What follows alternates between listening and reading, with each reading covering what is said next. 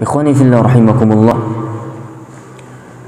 kalau kita mau sadari sebenarnya setiap hari perjalanan kita di atas permukaan bumi ini, bahwa kita ini manusia tidak pernah lepas daripada 3 musibah, dan itu selalu Allah berikan di setiap hari di dalam perjalanan hidup kita ini. Ada 3 musibah yang selalu menghampiri kita, yang selalu menyertai kita dalam hidup ini, tanpa kecuali siapapun itu manusia. Yang dikatakan manusia pasti dia akan mendapatkan 3 musibah ini. Walaupun nantinya 3 musibah ini, alangkah sayangnya sebahagian besar dari kita manusia ini tidak menyadarinya. Bahkan sebahagian besar kita tidak bisa mengambil hikmah dari 3 musibah ini. Ya, mudah-mudahan kaum muslimin yang dirahmati Allah Subhanahu wa taala yang berhadir dalam rumah Allah hari ini, kita tidak termasuk di dalamnya. Kita benar-benar hamba-hamba yang menyadari akan musibah tersebut insyaallah, yang kemudian kita mampu mengambil hikmah di dalam kehidupan kita. Musibah pertama adalah setiap hari ya, jatah usia kita terus berkurang. Itu adalah bahagia pada musibah. Setiap hari jatah usia kita terus berkurang, tapi kurangnya usia ini lepas dari perhatian kita, saudaraku. Siapa yang tidak lepas dari berkurangnya usia? Hari berlalu, hari berganti hari, usia pasti berkurang. Detik demi detik, dari detik ke detik, ya, dari menit ke menit, ya, berganti menit musibah, berganti jam musibah, berganti apa lagi, hari musibah. Musibah yang dimaksud di sini adalah bisa berarti musibah itu adalah berbentuk peringatan, musibah bisa berbentuk ya ujian bagi kita, bisa juga petaka sebenarnya kalau kita tidak berhati-hati dengan ini. Bisa membawa petaka bagi kita. Ini musibah pertama, saudaraku, yang jarang disadari, bahwa setiap hari kita mendapatkan musibah ini. Musibah apa? Musibah setiap hari kita berkurang usia. Ya. Dan banyak hari ini orang kalau berkurang harta, dia sibuk. Dia berpikir tentang harta tersebut untuk kemudian dia bisa mendapatkannya, dan itu bisa didapatkan pasti. Insya Allah kalau dia berusaha bisa ia dapatkan dalam hidup ini. Kalau ia dapati dirinya dalam keadaan berkekurangan hartanya, dia pasti respon terhadap hal demikian, berusaha dengan sekeras tenaga untuk mendapatkan kembali harta tersebut. Bisa nggak ia dapati? Bisa. Namun bagaimana kalau ia berkurang umur? Apakah dia berpikir tentang kekurangan umur tersebut? Apakah ketika jatah usia yang ia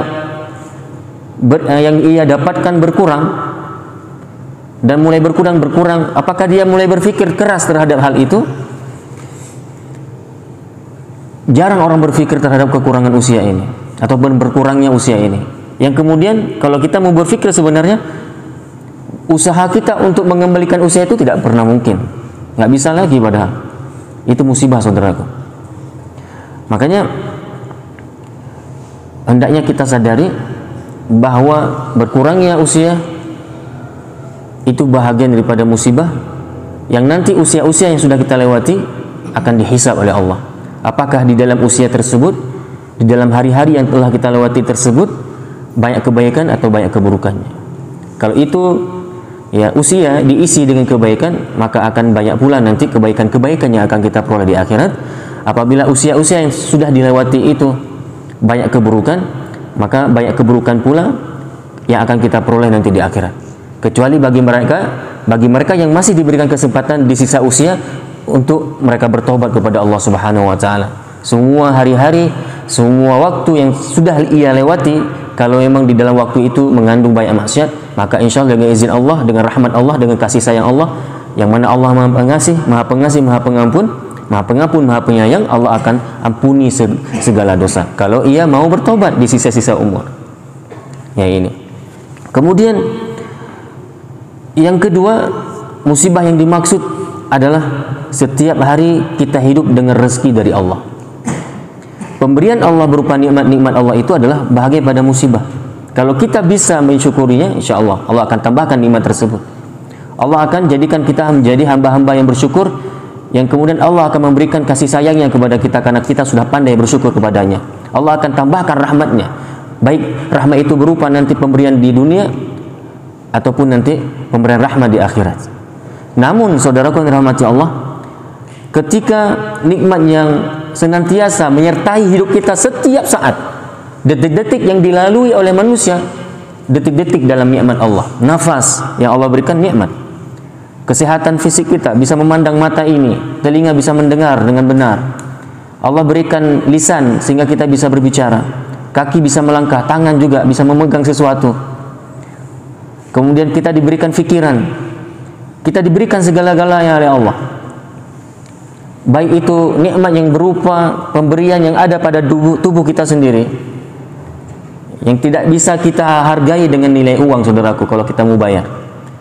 Belum lagi yang di sekitaran kita, nikmat Allah. Allah kasih matahari untuk kita, Allah kasih bulan, Allah kasih siang, Allah kasih malam, Allah kasih saudara-saudara, teman-teman baik, teman-teman soleh dalam hidup ini. Begitu banyak nikmat Allah yang Allah telah berikan kepada kita, dan itu merupakan musibah kalau kita tidak pandai mensyukurinya. Kalau dengan nikmat tersebut tidak membuat kita lebih taat kepada Allah Subhanahu wa taala, maka itulah musibah yang sebesar-besar musibah, saudaraku.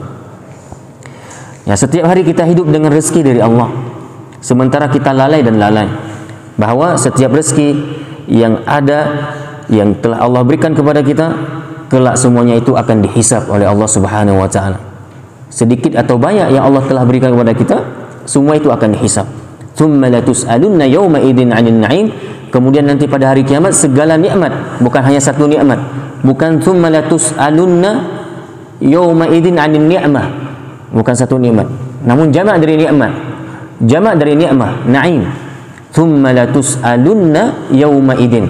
Kemudian nanti kita pada hari kiamat kelak, latus'al, akan dipersoalkan, akan ditanyakan setiap apapun nikmat yang telah pernah Allah berikan kepada kita. Segala nikmat, saudaraku, akan Allah hisab. Ya, makanya apabila nanti pemberian Allah itu ataupun rezeki yang kita dapati itu dari yang halal, Allah akan hisab juga.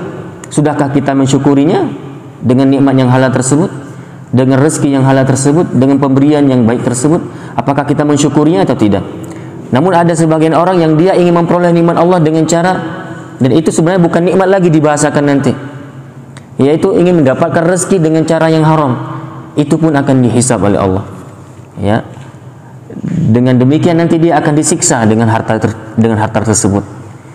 Kemudian musibah ketiga, setiap hari kita melangkah, pasti kita sedang melangkah mendekati akhirat, dan kita ya sedang melangkah menjauhi dunia. Ini bahagia pada musibah, bahwa yang namanya kehidupan ini, langkah-langkah yang kita melangkah dengannya, hakikatnya itu adalah kita sedang melangkah menuju akhirat, kita sedang melangkah menuju kematian, dan kita sedang melangkah menjauhi dunia. Tetapi perhatian kita terhadap akhirat itu, saudaraku, yang kekal, ya tidak sebesar perhatian kita terhadap dunia yang fana ini. Kita terkadang lalai bahwa ya setiap hari langkah-langkah yang kita lalui itu adalah kita sedang melangkah menuju akhirat yang kekal abadi, yang sebenarnya juga yang pada hakikatnya kita sedang akan meninggalkan dunia. Namun yang tetap kita pikirkan sekarang adalah bukan yang akan kita tuju itu, namun malah yang kita tinggalkan yang fana ini, yang padahal kita nggak bisa kembali lagi ke dunia, nggak bisa. Mau nggak mau, sebuah kepastian kita akan melangkah dan melangkah menuju yang namanya kematian. Maka sebanyak apapun, saudaraku, harta dunia yang kita kumpulkan, atau sebanyak apapun penghargaan dan jabatan yang telah diraih, semua tak seindah kenikmatan yang menjadi impian, yaitu impian kita, yaitu memasuki surga. Namun sebenarnya bukanlah dibahasakan impian juga.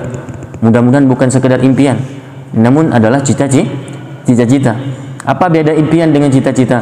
Apa beda khayal dengan cita-cita? Khayal itulah sesuatu yang ia ingin mendapatkannya, namun itu mustahil ia dapatkan, tidak sesuai dengan ya ikhtiar yang ia lakukan, ya, tidak mungkin bisa didapatkan. Itu hanyalah sekedar khayalan, ngecat langit kalau bahasa kita. Nggak bisa ngecat. Kayak mana dia ingin ngecat langit? Dia berada di bumi, bagaimana cara ngecatnya? Walaupun dia saya ingin itu mewarnai langit biar lebih indah, biar setiap hari ada pelangi mungkin, yang kemudian dia berusaha untuk ngecat langit, nah itu khayal, nggak mungkin, nggak bisa dia lakukan, dan tidak ada ikhtiar yang bisa dia lakukan. Beda dengan cita-cita. Cita-cita adalah sesuatu harapan, keinginan yang bisa didapatkan dengan kemampuan manusia lewat ikhtiar. Maka kita sekarang surga yang telah Allah kabarkan dalam Al-Quran yang begitu indah, dan kita pasti ingin memasukinya. Nah, kita ingin mendapatkan surga, ingin memasuki surga dengan khayalan kita ataupun dengan cita-cita kita. Kalau memang dengan khayalan, yaitu di antara ya gambaran orang yang sedang berkhayal untuk memasuki surga adalah dia ingin masuk surga namun tidak beramal soleh. Dia tetap ya bergelimang dengan maksiat. Itu namanya orang berkhayal. Nggak mungkin. Sedangkan mereka yang sedang bercita-cita untuk memasuki surganya Allah Subhanahu wa taala adalah mereka yang punya harapan besar untuk memasukinya dengan cara ya mereka melakukan ikhtiar dengan memperbaiki amal saleh itu sendiri. Itu berarti dia sedang ya bercita-cita masuk surga. Mereka yang konsisten menjaga salat 5 waktu, yang juga menunaikan kewajiban-kewajiban Allah yang lain, menunaikan zakat bagi yang mampu, yang diberikan kemampuan, yang berusaha untuk mampu untuk naik haji, mereka naik haji, yang mau berkurban mereka juga berkurban, mereka bersilaturahmi, mereka menjauhi maksiat. Nah, usaha mereka yang demikian itu mereka pada hakikatnya sedang bercita-cita untuk masuk surga.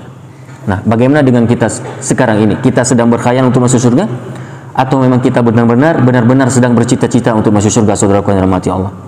Allah Subhanahu wa taala berfirman ya mengenai musibah tadi, inna khalaqnal insana min nutfatin amsyajin nabtalihi faja'alnahu sami'an basira. Sesungguhnya kami telah menciptakan manusia dari setetes mani yang bercampur, yang kami hendak mengujinya. Apa ujian kita di dalam hidup ini? Setiap hari ini kita dapati ujian dari Allah. Apa itu? Ujian dengan perintah dan ujian dengan larangan. Apakah dengan perintah tersebut kita mau kemudian terdorong untuk melakukannya, melaksanakannya dengan ikhlas, dengan benar, ataupun bahkan ujian berikutnya apa? Ujian ya berupa larangan, apakah kemudian kita meninggalkannya? Karena itu kami jadikan dia mendengar dan melihat. Wallahu a'lam bishawab. Ini dapat kita bahas pada kesempatan kali ini. Mudah-mudahan kita menjadi hamba-hambanya Allah Subhanahu wa taala yang senantiasa ya istiqomah, ya terus ya berjalan di atas kebenaran sampai kita kembali kepadanya.